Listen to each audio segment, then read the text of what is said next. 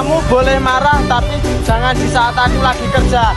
Ingat, tidak semua bisa kulakukan untukmu, tapi aku bisa berusaha untuk membahagiakanmu.